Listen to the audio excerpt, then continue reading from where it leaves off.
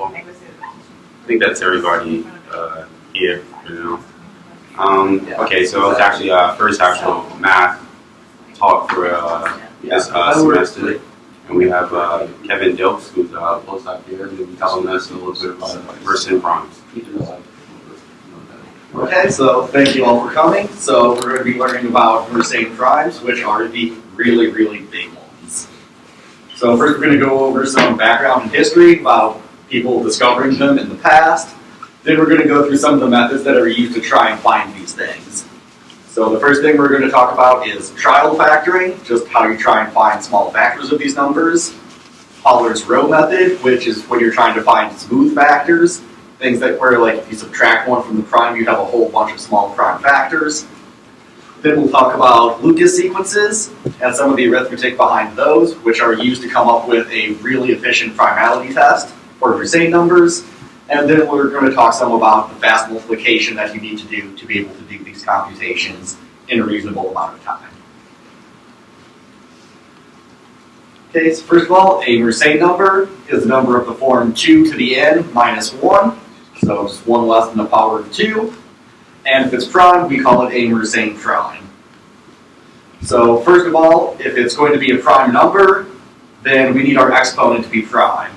Because if n is equal to a times b, we have this sort of trivial factorization into 2 to the a minus 1 times this sort of geometric sequence.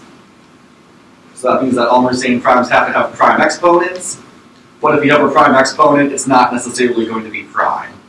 So you can think about 2 squared minus 1 gives you 3 as prime. You do 2 cubed minus 1, you get 7. 2 to the 5th minus 1 is 31. But then you get up to 2 to the 11th minus 1, and you see that a factors is 23 times 89. So there's some issue about figuring out when these things are and are not going to be prime. Okay, so there's a connection to perfect numbers. So we say that n is a perfect number if it's equal to the sum of its proper factors. So 6 is an example. 6 is 1 plus 2 plus 3. 28 is the next one. 1 plus 2 plus 4 plus 7 plus 14. And so what Euclid was able to show was that if 2 to the p minus 1 is prime, if we have a Mersenne prime, then if we take 2 to the p minus 1 times 2 to the p minus 1, then we get a perfect number. And you can just show that on yourself. You can show that yourself by looking at what all the factors are going to be. They're going to have powers of 2, and then you're going to have powers of 2 times that prime. And so later, Euler was able to show the converse of this, where if you take any even perfect number, then it necessarily has to be of this form. So even perfect numbers are well understood. It is still a conjecture that there are no odd perfect numbers. So people will do some work that's sort of related to this conjecture, and they've shown that it has to have at least 300 decimal digits.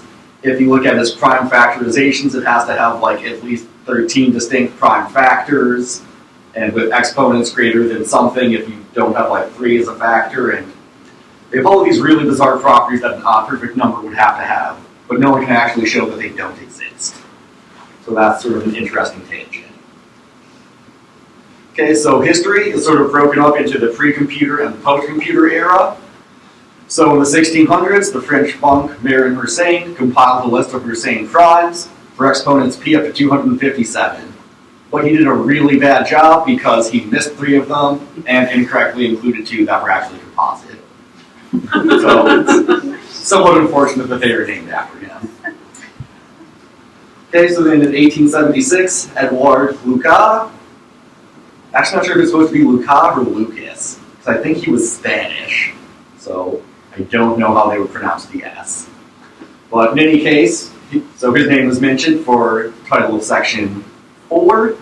So he was able to prove that the nth of 127, so 2 to the 127 minus 1, was prime, and that if you do it for 67, you get a composite number. Okay, so in 1883, Pervuchin was able to prove that M61 was prime. In 1910, this guy Frank Nelson Cole gave the most awesome math talk ever. He walked up to the board, he didn't say anything, he just wrote up, like on one side, 193,707,721, times 761,838,257,287, and he just like did the multiplication by hand for the entire talk. And I think he got a standing ovation at the end. But so pretty much, I guess what he did was this was what he did on his Sundays. Like sometimes old people will do the crossword or things like that. This guy was trying to factor 2 to the 67th minus 1. Okay, so then we go to the post-computer era. So first, in 1949, Alan Turing used the Lucal-Lamer test to test the Manchester Mark I supercomputer. So in 1952, there was someone at UCLA who figured, hey, if I've got spare time, this is easy enough to program. And someone there was able to discover 5 new Mersenne primes that happened there. And I guess another interesting thing between these next two is in 1961, there was someone who wrote a computer program to test a bunch of new ones that no one had done before. And he actually discovered 2 new ones there. But because of the way that the output was printed on like the dot matrix printer, he was reading the results backwards. So he discovered that like 42 something was prime before he read the output for 41 something was prime. So there's some discussion with these things about when is something actually discovered. Is it when like the computer prints out the result or when a human reads it? And so the convention is that it's when the human reads it, and so that means that the one thing was technically never the largest known prime number. It was off by like 2 seconds just because the guy was reading the paper backwards. Okay, so then in September of 1996, INSUB 1,257,787 was proved prime by a Cray T94 computer. So I think his name is Slawinski, who works at Cray Computers, and he just sort of did this stuff for testing in spare time and just for fun, I suppose. But then shortly after, M1398269 was proved prime by just a 90 megahertz Pentium PC computer that someone was running on their home computer, and it would do the calculations just in the background in the spare time. And that's actually how a lot of them are discovered now. There's a big distributed computing project to try and find these types of things, because it's easy to sort of distribute the information. You really just need to send someone like an exponent, and all that you have to send back really is technically you have to send prime or not prime, but you also send like a little confirmation of your last step so that someone else can do the test and double check it. But it's very conducive to a distributed computing project. And so most recently, earlier this year, INSUB 74,207,281 was the 49th known Mersenne prime. And so that was discovered by Curtis Cooper at Central Missouri State University, who has like all of their computers running this program. And for those of us who used to be big into distributed computing, it was very sad because none of us could keep up with him. And this was another weird thing with the stipulation about, it's when a human reads the output, because the computer actually finished its computation in September, and the program's supposed to trigger something that like makes a noise and sends an email when it happens, and the email just never got sent. So it took about 3 or 4 months when they were doing a routine database search, and they're like, oh, this one was prime. Maybe we should have noticed that. Okay, so first we're going to start off with trial factoring. So in terms of what the sort of distributed computing project does, is there's the first step of just trying to find small factors of these numbers. So are these computers, are they all running the same algorithm, or is it like... Yeah, same algorithm. Oh, so people just wait? So there's... Yeah, it just runs in the background. And so like your CPU has an idle cycle. Okay. So it's sort of it's always sort of running, it's just running in like a low idle state. And so what the program does is it's just, when it sees that nothing else wants to use the processor, it will do the computation. So is there like a most efficient algorithm at like this point in time that everybody's like running? Yeah, so there's the primality test that everyone is doing, and there's a pretty efficient way to like do the multiplications necessary for it, and there could maybe be some improvements there based on like CPU architecture, those types of things. Okay. But there's probably not going to be any like big mathematical improvement for the test. Okay. Okay, so I believe I was going to have a slide on modular arithmetic, but hopefully you all know modular arithmetic. So we're going to talk about the powering algorithm. So how to check to see if 47 is a factor of 2 to the 23rd minus 1. So it's equivalent to just check to see if 2 to the 23rd is congruent to 1 mod 27. And so what we do for the powering algorithm is if we know that 2 to the n is congruent to x mod 47, then we can think about squaring both sides. So 2 to the 2n is going to be x squared mod 7. And similarly, if we want to do 2 to the n plus 1, we just multiply both sides by 2, and we get 2x mod 7. So if we want to get 2 to some number, 2 raised to some power, we can think about writing out that power in binary and using a sequence of squares and multiplying by 2 to sort of build it up. So if we write out a number in binary, like n for that exponent, when we multiply it by 2, it's like we add a 0 to the end of that bit string. And when we add 1, it's like we're changing a trailing 0 to a 1. So for 23, we can write that out in binary, 1, 0, 1, 1, 1. So we start off, we get 1 is 1 in binary, 2 to the 1 is 1, and that's where we start off with. Then we can find what 2 squared is. It's 1, 0 in binary, so we do a square operation. And then for 5, we want to add a 1 to the beginning. So we can think about doing the square and then double. So that gives us 32. If we want to add another 1 on the end, we square and double, and we get 27 as a result. And then we square and double again to get the last one. So we get 2 times 27 squared is 1458, is congruent to 1 mod 47. And so as a result of that, we get that 47 divides 2 to the 23rd minus 1. So instead of having to multiply 2 by itself 23 times in this modular arithmetic, we only had to do about 5 operations. So it's something that makes you go logarithmically faster. And in fact, we have the actual factorization for that number. Okay, so what can we do to eliminate potential factors? So like we said, if p divides 2 to the q minus 1, then 2 to the q is going to be congruent to 1 mod p. So if we think about what that means working mod p, then the order of 2 has to be a divisor of q. But since q is a prime number, that means that the actual order of 2 has to be equal to q. And then also by Fermat's little theorem, that tells us that the order of 2 has to divide p minus 1. So that tells us that p minus 1 has to be 2 times k times q for some number k. So it has to be even, and it has to be a multiple of whatever that exponent is. And then there's some other similar things you can do with quadratic residues, and that tells you that your possible primes p have to be equal to plus or minus 1 mod 8. So you can't have something, a factor that's 3 mod 8, you can't have a factor that's 5 mod 8. So that just eliminates a bunch of possible factors you would want to test. Okay, so then there's Pollard's row method. So with this type of thing, you can just go through and just keep plugging in different values of k, keep increasing through, knock out the ones that are 3 or 5 mod 8, maybe look at some other trivial conditions, but then just go through and check them all doing this powering algorithm.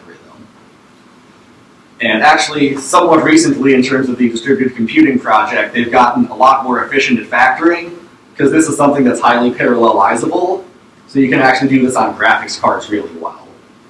So graphics cards do a whole bunch of different simultaneous vector calculations, so they can't do really complicated floating point operations necessarily, but it's easy for them to check these factorization, the possible factors in parallel.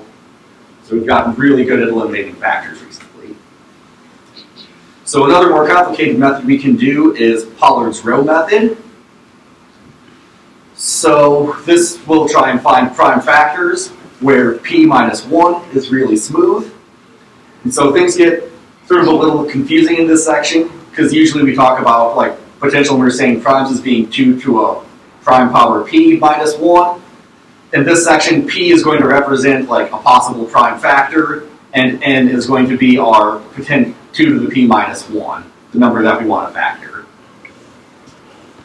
So if p is prime and p does not divide a, then we have that a to the p minus 1 is congruent to a mod p. So what we can do is if we raise it, we exponentiate another k times, we're still going to get something that's congruent to 1 mod p. And so what this tells us is that if we take a to the k times p minus 1 and subtract off 1, we're going to get a multiple of p. So what this tells us is that if p is a prime divisor of a number n that we want to factor, if we can find something that's a multiple of p minus 1, then we can get a multiple of p out of it.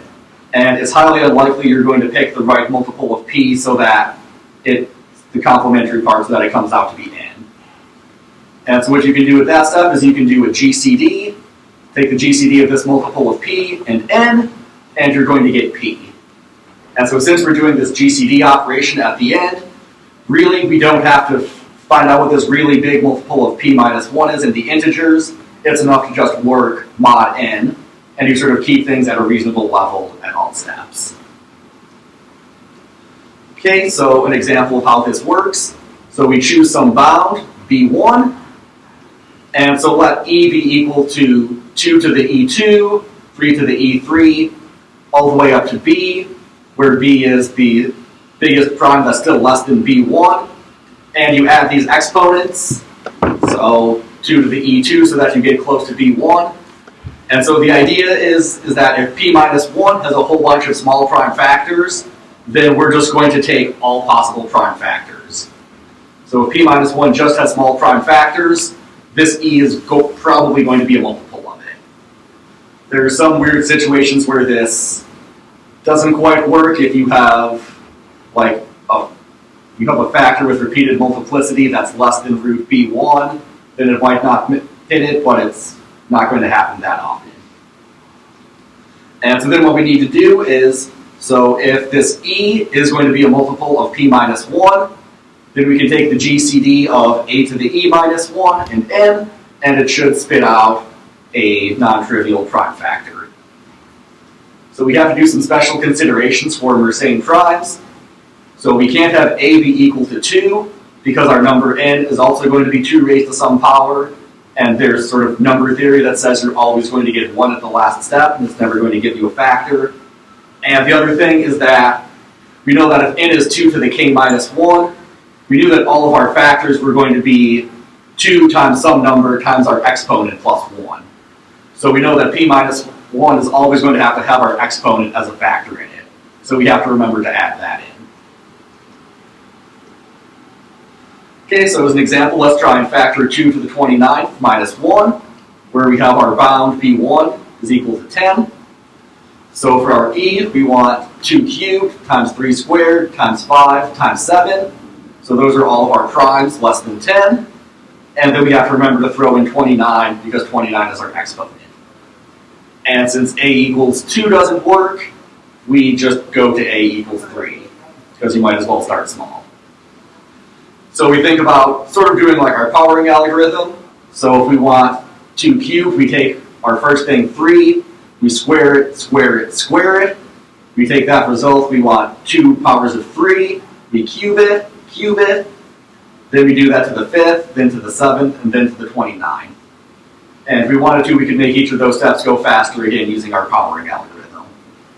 But so then when we get to the end, we get this number here being what a to the e is, and we subtract 1, we take its GCD with 2 to the 29th minus 1, and then we end up getting 486,737, which is going to be a non-trivial prime factor.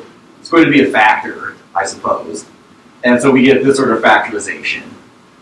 So actually what we'll find out is that if you want to, you can factor that number further, because sort of based on what size exponent we were looking at, b1 being 10 was a little bit too large. So sometimes you actually get factors out that aren't themselves prime. You get things that are composite factors. But this is a good method that gives you sort of larger factors that you couldn't necessarily reach just by testing all of them. It's a good way to get a shot at going out further. Okay, so there's a second step that we can do for this. So what if P1 has all prime factors less than B1, but you have one extra big prime factor in there? that you want to say is somewhere between B1 and B2. So we take F to be that thing we got in the last part of our first step, a to the e power. Then we have S is going to be that number squared. And then E is going to be F to the 6th mod n. And so we're just going to look at what happens as we keep going up by multiples of 6. So C is going to be the largest multiple of 6, less than B1, and that's where we're going to start at. So we look at Z1 is going to be F to the C plus 1 mod n, and then we keep going up by 6 F's at a time. So Z2 is going to be F to the C plus 7, but that's just going to be Z1 times H mod n, and we keep going like this until that C plus something, until that term there reaches our B2. So if P minus 1 does have some prime factor between B1 and B2, that's congruent to 1 mod 6, then that's going to be one of our C plus something terms, and that's going to be congruent to 1 mod P.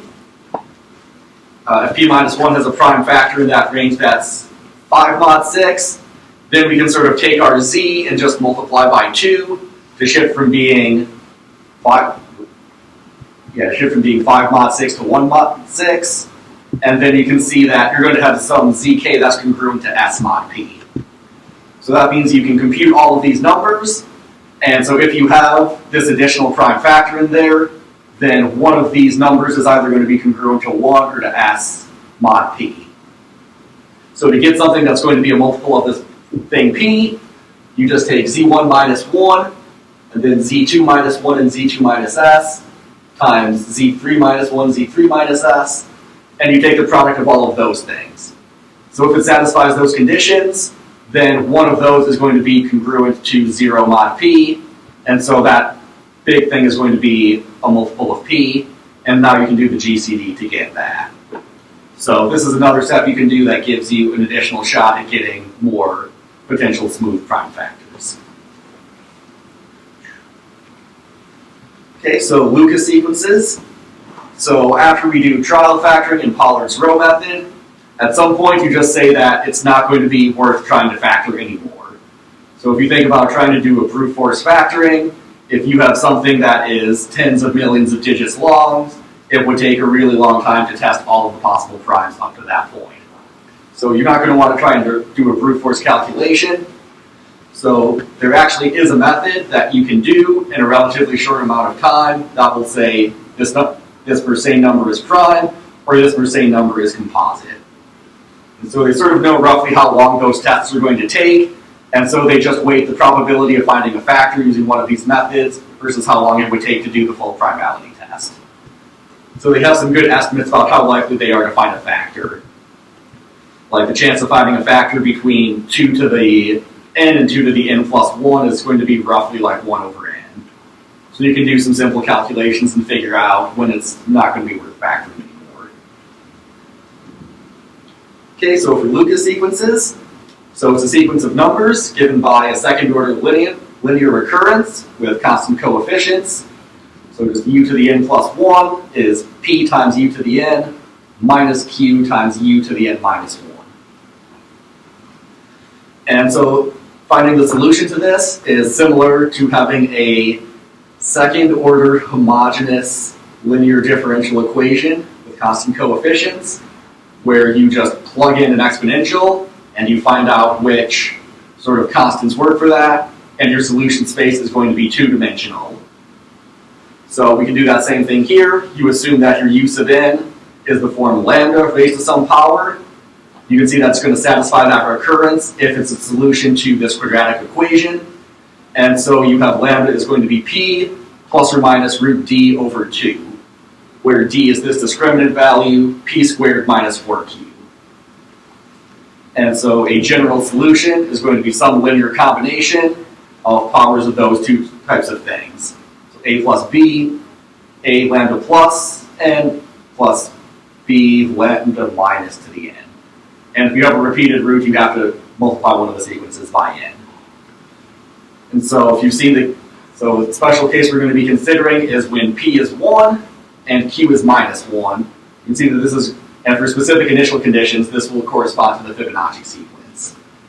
So maybe you've seen the closed formula before for the Fibonacci sequence, where lambda plus is the golden ratio, lambda minus is sort of 1 minus root 5 over 2, the other thing that's like the golden ratio. And those constants A and B are going to be like 1 over root 5. So that gives you a closed formula for them. So even though that gives us a closed formula, it's sort of in terms of radicals, it's not necessarily easier to compute than just, I guess, doing it recursively. Because at some point you have to either do numerical approximations, which are weird and don't really help you out that much, or you have to multiply out 1 plus root 5 to whatever power you're looking at. You have to expand that out and combine terms. And at that point, you might as well just keep adding numbers to itself and use the original definition. So we're going to look at some other ways to handle these types of linear occurrences. So we're going to look at two companion sequences. We'll have a capital U sequence and a capital V sequence. So they're going to satisfy the same linear recurrence. We're just going to change the initial condition sum. So for our U sequence, initial conditions 1 and 1. For our case with P is 1, Q is minus 1, this is going to be the Fibonacci numbers. And then we're going to have a companion sequence for V.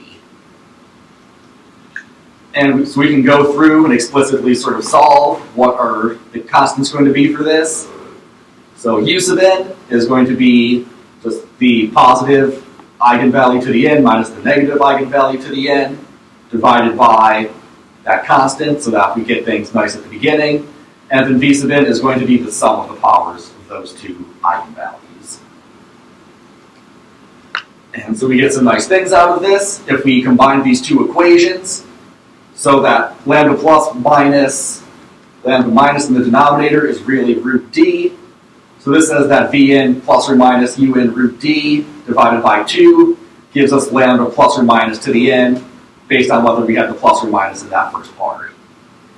So if we take the plus, multiply it by the minus, that gives us a difference of squares.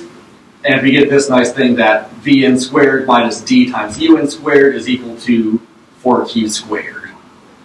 So I think that's mainly useful in details that I might not be getting into, but you can get some number theoretic properties out of that, or various things like if V sub n or U sub n are going to have prime divisors, they have to be primes that divide Q or 2. So eventually you can get some number theoretic things out of that.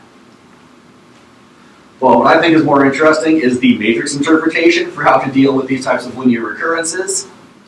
So we can interpret our linear recurrence as being the column vector un plus 1, as multiplying un minus 1 un by the matrix 0, 1 minus q times p. And so if you think about repeatedly applying this, then if we want to get any arbitrary element, un plus 1, it's like taking our initial conditions and then hitting it with this matrix raised to the nth power. And so if you want sort of a proof of the solutions corresponding to those lambda to the n for the specific values of lambda, you can think about finding the eigenvalues of this matrix, diagonalizing it, and then you're going to have some conjugating factor times a diagonal matrix raised to the n times a conjugating factor. And that's an easy way to see how you get those exponential solutions. Okay, so in this matrix interpretation, so let's say A is an n by n matrix. You can find this characteristic polynomial. We get this polynomial with these coefficients. And so Cayley-Hamilton theorem says that any matrix satisfies its own characteristic equation. So that means you could get something that's like a polynomial. You would normally think of lambda as being a number, but you could also plug in the matrix A into that. If you take A raised to the nth power with those same coefficients, it's going to be a solution to that. So if we think about a sequence where so A to the n sub ij, so that sort of means we pick some coefficient, say we pick ij to be the top left one, and we look at the sequence of things we get as we keep raising A to successive powers. Then what this Cayley-Hamilton theorem says is that each of those sequences is going to satisfy the same linear recurrence that comes from our characteristic polynomial. Okay, and so we're going to have n squared of those sequences in the matrix entries, but the solution space to something that has a linear nth order linear recurrence is only going to be n-dimensional, so there's going to be some relationship between these matrix entries. And so as a specific example, when we're looking at n is equal to 2, then when we look at the entries of 0, 1 minus qp raised to the nth power, we should be able to express those in terms of un and vn, because those were two sequences that formed a basis for our solution space. And so you can go through and check to see that if you take 0, 1 minus qp and raise it to the nth, then we get these values in terms of the sequence u. And actually v doesn't come up at all in this. So that's something that's pretty nice. In particular, this starts to give us the multiplicative properties of how this sequence works. So we can think about what happens if we raise this to the m plus n power. So if we just do it naively, then we're going to get values of this u sequence around m plus n. But we can also think about breaking that matrix up into something to the m times the same thing to the nth power. And looking at those two individual matrices, that tells us about things around u sub m, things around u sub n, and that ends up giving us this nice multiplicative rule.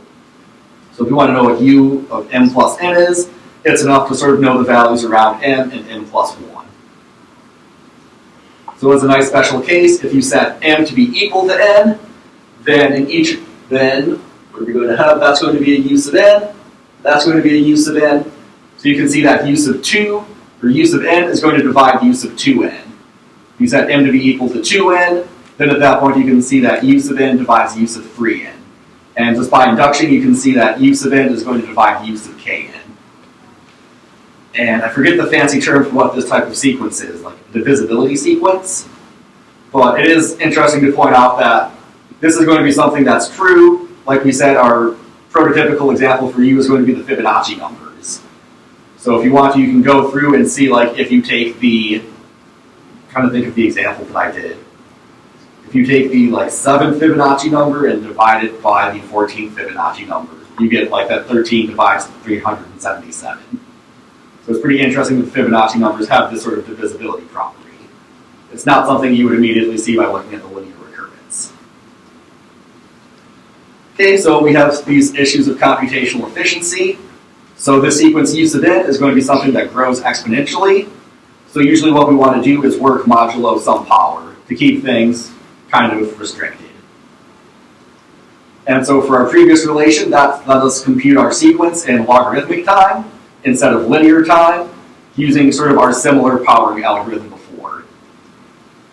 So if we know what u sub n and u sub n plus 1 is, then we can use relations to tell us what u sub 2n and u sub 2n plus 1 is. So that's like a doubling operation. We sort of care about the first one in there, but since we have this recurrence relations, you sort of need to know what an adjacent thing is to go from there.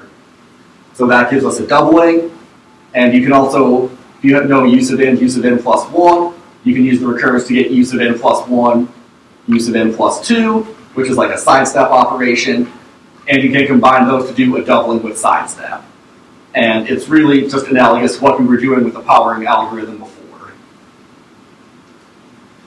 So you can go through and you can check to see we have all of these relations that the u sub n's and the v sub n's are going to satisfy. So I'm trying to think which of these are the most important. Really the important one to try and remember is, so I think we want this one here. So v sub 2n is going to be v sub n squared minus 2q to the n. So that's a nice one because it's sort of v and it only depends on itself. And so we have this q to the n power in there, and for our Fibonacci sequence, q is going to be minus 1. So you might think it's going to be something that alternates, but eventually what we're going to want to look at is just what v does at powers of 2. So we started at v2, we compute v4, v8, v16, and so our exponent there is always going to be even. So if we're just looking at those values at powers of 2, we're just going to start off with something, start off with 2, and then it's just going to be square subtract 2, square subtract 2, etc. So we do need some of these other ones to do the proof for why all the number theoretic properties happen. but I gave a talk at the Minnesota Student Number Theory Seminar that was like just focusing on those details, and it was really boring as a talk. So those all got commented out. If you're interested in that stuff, I do have a paper that the professor wrote that like goes through all of the details. Okay, so some number theoretic things. One thing that we can see is that, so if we have the quadratic residue of d over p is -1. So quadratic residue just means, so d over p is sort of asking, if I look modulo p, can I write d as a square in that field? And so if you can, you get a 1. If you can't, you get a -1. So in general, when you're working mod prime, half your numbers are going to be squares, half of your numbers aren't going to be squares. Like if you think about working modulo 3, you square 1, you get 1. If you square 2, you also get 1. So 1 is a square and is a quadratic residue. -1 is not going to be a quadratic residue.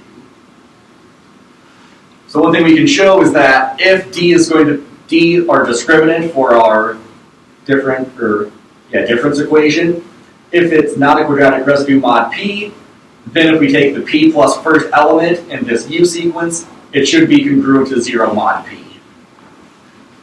So with our Fibonacci numbers, d was 5.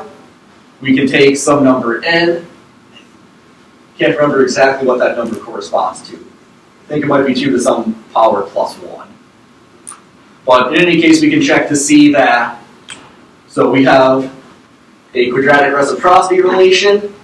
So that sort of says that if, I forget exactly how it works, but since 5 is congruent to 1 mod 4, that means that the quadratic reciprocity relation is the same if you flip the numbers. So it's enough to just check to see if n is a quadratic residue mod 5, and that will be equivalent to checking to see if 5 is a quadratic residue mod n. And so it's easier to do that if we flip, and we can sort of easily see that it's not going to be. So that means that if this number n is going to be prime, then one thing we could do to check to see if it is a prime is we can compute u sub p plus 1 and see if it's congruent to 0 mod p. So we take 6, 7, 4, 2, 4. So because we want to compute the p plus first thing, so we add 1 to it, and we can write out its binary expansion. And so we can go through and do this really long computation where we are building up this number in binary through a series of doubling and sidestep operations. And so what's nice about this is that at each point, you just sort of need to keep track of how far along you are on building this. You need to keep track of an f sub n and an f sub n plus 1. But once you do a step, you can forget about whatever you computed before. So this is something that's really efficient in terms of not having to generate a whole bunch of things in memory and having to keep track of what's happened in the past. And so at the end, we get to our last step. We get 5, 3, 7, 5, 4. So the n plus first term in this was 5, 3, 7, 5, 4, which is not congruent to 0 mod n.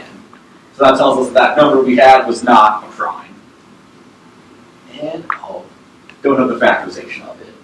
But it's sort of interesting in that if you're doing this for other things, this would tell you that this number is composite, but it does it in a way that doesn't actually produce any factors. And so I ignore the proof aspect of that because it uses things that we haven't looked at yet. But similar to that statement we had for the u's, you can come up with a similar statement for the v's.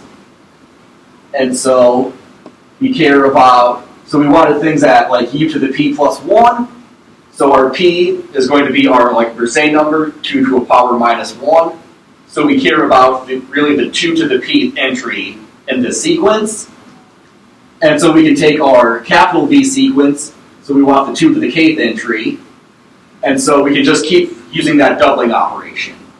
So really we can look at this companion sequence, lowercase v, where we start off with 2, and for your next operations, you just square and subtract 2, and you do that p minus 1 times. Where it's important to note that in this case here, this p is representing the exponent for your potential Mersenne prime. So in the larger capital V sequence, you're going out however hundreds of millions of digits, in the smaller companion sequence, you only have to do whatever that exponent is, that many steps in it. So for example, with the most recent one, and this is actually going to be an if and only if statement, which is sort of remarkable if you get something that will definitively say whether it is prime or it isn't. So what we mentioned before would just tell you if it was composite, but if we did get 0, that doesn't necessarily tell you it's going to be prime. Maybe it was just a coincidence. This is saying that if we look at this sequence, we will actually get an if and only if based on whether we get a 0 at the end. Okay, so that is pretty remarkable, and so that's like the algorithm that computers do. So in that sense, there's nothing really that you can improve there that much. But one last thing that I wanted to talk about, so ignore that, is fast multiplication. So in all of these things, we sort of had, we were able to work modulo some number to help keep things small when we were growing exponentially fast. And we had the powering algorithm to let us do sort of high exponentiation. But we still have the issue of how do we multiply these numbers together efficiently. So even if we're working mod 2 to the p minus 1, that's a number that has millions of digits in it. So you have to take products of numbers that potentially have millions of digits in it. So you need an efficient way to do that. So multiplication is a hard thing. If you do the naive product of 2 n-digit numbers, that involves n squared steps. You take, the first term at the bottom, multiply by all the terms in the top, second term at the bottom by all the terms in the top, and then you have additions, but it's all going to be roughly n squared steps. So an addition is nice, because if you want to add 2 numbers, you just go down columns, and you have approximately n steps to it. So what we want to have is something that's going to be analogous to something like logarithm and exponentiation, where if you want to take a product of 2 things, we want to take the logarithm of it, change it into an addition problem that's easy to do, and then exponentiate to get back to the original thing that we wanted. And so if n is large enough, doing some sort of conversion like this is going to be worth the effort. And so the idea that's used behind this is the Fourier transform. So maybe you've seen this in an analysis class before, looking at Fourier transforms of continuous functions. And so what this does is if you have a periodic function, it takes you from having a sort of distribution of what the amplitudes are, and it takes you to a distribution of what the frequencies are, if you were to decompose that periodic function and write it as a sum of cosine and sine waves. And so this is a really useful idea when you're working with signal processing, because let's say you get some sort of signal, but it has noise in it, then you really sort of have some large wave, which is what you want, but then you have small perturbations corresponding to sort of noise or things of that nature. So what you can do is you can do a Fourier transform, get a distribution of frequencies, and all of your noise is generally going to be high frequency things, so you can just cut off everything to the right of some point, Fourier transform back, and then you get a nice clean signal. Okay, so there's also an analog of this for discrete sequences, and what this allows us to do is it allows us to go between having a sequence of n points, which we want to think about as being like the coefficients of a polynomial, and another sequence of n points, which we want to think about evaluations of this polynomial at n certain points. So if you think about things being integers, you can imagine how you could do this with like a Vandermonde matrix or those types of things. If you know the value of a polynomial at n points, you can uniquely recover that nth degree polynomial. And so the discrete version works nicely over z mod nz if whatever thing that you're working in has a primitive capital Nth root of unity. Then you sort of only need to know what happens if you only need to know the values of that polynomial at those specific points. And things work out nicely in that case. Okay, so how we want to do our multiplication. So we can think about taking a number and say expanding it out in binary, or whatever base you want. And you can think of that as being like a polynomial. So here we're working in base w. So we take some number a, expand it in base w, take b, expand it in base w. Then when we do the product of these 2 polynomials, the naive way of doing it is to do this sum over I plus j equal to k of ai times bj times w to the k. So it might not quite be exactly an expansion of base w anymore, because these things might be bigger than your base, but that's just some carrying stuff, which isn't that bad. Sort of your real issue here is that you have approximately n squared terms in it. And so this is like a convolution product of those two coefficient sequences. And so the key fact is that when you do these Fourier transforms, what it does is it takes a convolution product on the coefficient sequence to a component-wise multiplication on the value sequence. So it's sort of like you just have to do a dot product after you do this transformation. And the Fourier transform isn't really that bad to compute because you just have to find your nice root of unity that you're working with, compute some values and put it in the matrix, and then your transform really just is multiply coefficient sequence by this matrix. And if you're doing a whole bunch of multiplications where things work out nicely, you just have to have that matrix once, and it's a relatively quick transformation. And suddenly, instead of having to, if you're multiplying million-digit numbers, instead of having a million times a million steps, you're down to like a million steps, which is a lot nicer. And so the picture that I sort of shamelessly stole from Wikipedia because I was still just sort of trying to figure out how all of this stuff works. So let's say you want to multiply 1, 2, 3, 4 times 5, 6, 7, 8. And so just to keep things sort of easy, they do everything in base 10 for here. So you can see if you do this the naive way, then you get 16 steps. So you do 8 times 4, 8 times 3, 8 times 2, 8 times 1. And you do all of those steps. You add up the columns, and then you have to do some carry operations. Because you don't have, your sort of constant term in your base 10 expansion isn't going to be 32. You want to think of that as like a 2 in the 1's place, a 3 in the 10's place. So you have to do some recombination. So the way that things work with the Fourier transform, so we're working in Z mod 337, and you have that a primitive eighth root of unity is going to be 85. So we're sort of multiplying the sequences 4, 3, 2, 1 times 8, 7, 6, 5, but we need to sort of pad it by zeros to make sure that when we get our result product, it's going to sort of fit in there. So since we're doing a product of two 4-digit numbers, we're sort of expecting an 8-digit number, so we need to have 8 digits worth of stuff. So we pad it by zeros, and the fact that these numbers are kind of weird is really just a result of the fact that we're doing things in base 10 instead of base 2. If you do things in base 2, you can make nice sort of canonical choices based on like how you're grouping bit sizes. So if you're doing things in like straight binary with bit size 1, you can always choose something nice that works. And if you sort of group things in bytes instead, you have nicer canonical choices. But in any case, there's some matrix you can compute associated to these values, where you just multiply this string, this vector by that matrix, and you get out those two vectors. And so since we've done the transformation, just have to do the dot product. Dot product of those two vectors gives you this. And you do the inverse Fourier transform back, and you get sort of those. Then you just have to do some carrying operations, which is again similar to like, you're not going to have a constant of 32 necessarily. You do that same recombination there, and you get the product. And so it's a little hard to see how this is going to be more efficient when you're looking at small stuff because our coefficients are roughly in size to like capital N. But here you had 4 times 4 steps. Here, you're going to have to roughly double the size, but it's going to be roughly like of length 2n. You're going to have 2n of these operations plus a matrix multiplication. So that's the rough idea behind how these fast Fourier transforms work. You could do magic stuff where you use like an irrational base for your Fourier transform, and through magical mathematics, like the result you get out automatically will do the mod 2 to the p minus 1 that you need for these calculations.